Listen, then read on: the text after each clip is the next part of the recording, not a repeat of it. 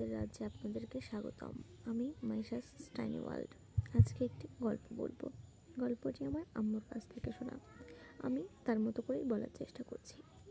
সালটা 2010। তখন আমি মাত্র ক্লাস 7-এ পড়ি। আমি পড়াশোনায় খুবই মনোযোগী এবং ভালো স্টুডেন্ট ছিলাম।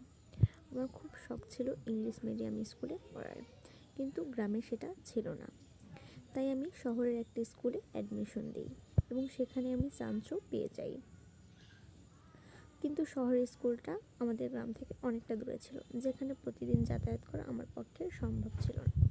তাই আমার বাবা সেখানে একটা বাসা নেন এবং আমরা সেই বাসায় উঠে যাই। তারপর 2-1 দিন বেশ ভালোই কাটে। তারপর আমার একদিন ক্লাসে একটা ক্লাসমেট বলে যে তোমরা যে বাসাটা নিয়েছো ওটা ছেড়ে দাও, ওটা ভালো না। কিন্তু আমি তার কথায় কান দিইনি। তারপর 5-7 দিন পর থেকে ঘটতে শুরু করে সেসব আজব ঘটনা, যা শুনলে আজও আমার গা শিংড়ে ওঠে।